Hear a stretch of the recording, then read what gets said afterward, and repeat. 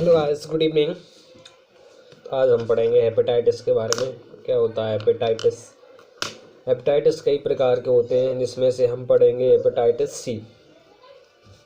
Hepatitis C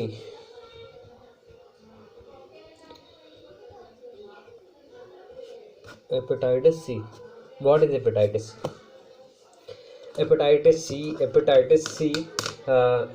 सी एक infectious disease of the liver. Infectious disease of the liver मतलब कि liver में infection cause करने वाली ये हेपेटाइटिस सी होता है ना। ये हेपेटाइटिस सी ये लीवर में इन्फेक्शन कॉज करता है। इसको जो मतलब इसका मोड ऑफ ट्रांसमिशन क्या होता है? मोड ऑफ ट्रांसमिशन का मतलब होता है कि एंटर करने के कौन कौन से रास्ते हैं। मोड ऑफ ट्रांसमिशन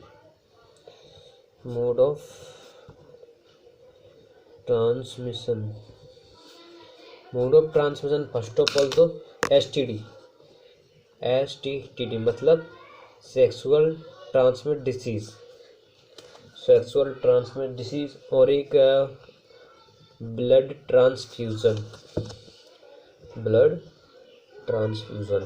ट्रांसफ्यूजन और जो contaminated needle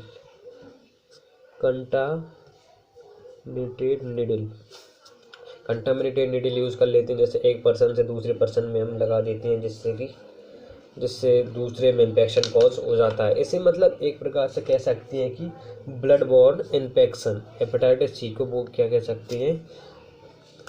blood borne infection.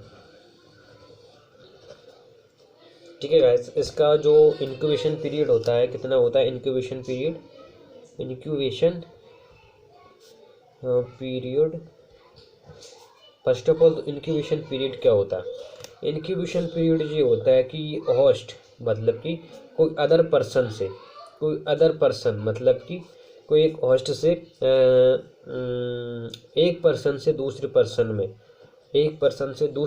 में जो मतलब उसके साइन एंड सिम्टम शो होने की जो बीच की ड्यूरेशन है, उसको हम इंक्यूबेशन पीरियड कहते हैं। इसकी इंक्यूबेशन पीरियड कितनी होती है?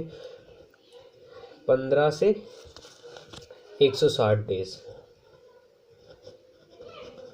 15 से 160 डेज की इंक्यूबेशन पीरियड होती है। इसके साइन सिम्टम क्या दिखते हैं? जैसे किसी पेशेंट को अगर ये वायरस एंटर कर जाता है किसी की बॉडी में, तो first of sign and symptom क्या होती है इसके? Sign symptom first of all तो फैटिक देखने को मिलेगा और लॉस ऑफ वेट देखने को मिलेगा और डिप्रेशन देखने को मिलेगा और येलो स्किन इसमें देखने को मिलती है। ये इसके साइन सिम्टम होते हैं। और जिसके प्रिवेंशन हम इसके मतलब प्रिवेंशन रोकथाम क्या कर सकते हैं? प्रिवेंशन हम क्या कर सकते हैं इसमें कि जो प्रिवेंशन कैसे कर सकते हैं? जैसे कि अवॉइड अल्कोहल एंड मेडिकेशन जो लीवर को अफेक्ट करती हो, वो मेडिकेशन अवॉइड करना है जो लीवर को अफेक्ट करती हो। एंड प्रॉपर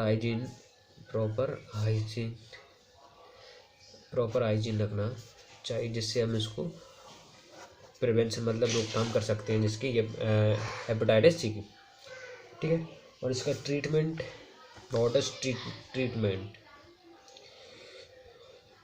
क्या होता है? इसका ट्रीटमेंट हम इसमें जो कॉम्बिनेशन में देते हैं तो एंटीवायरल ड्रग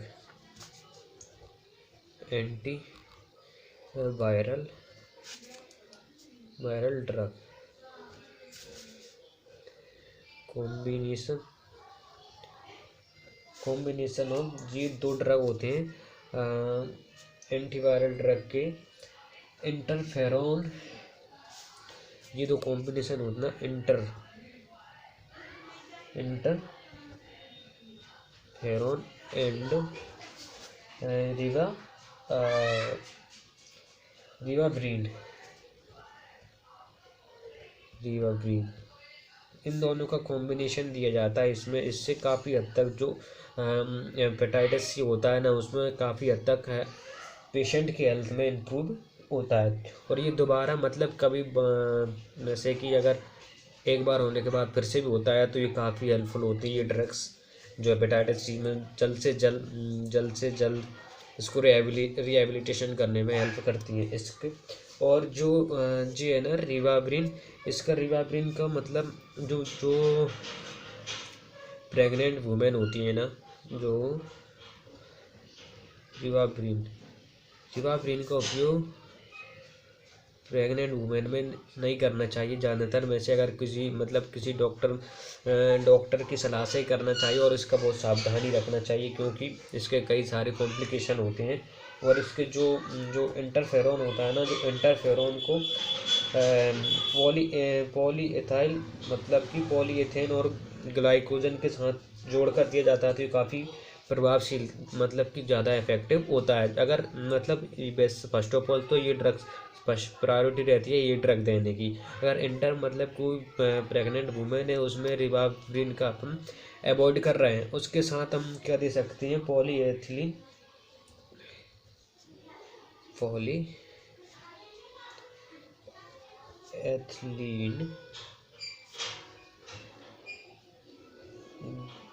ग्लाइकोल और इंटरफेरॉन प्लस इंटरफेरॉल,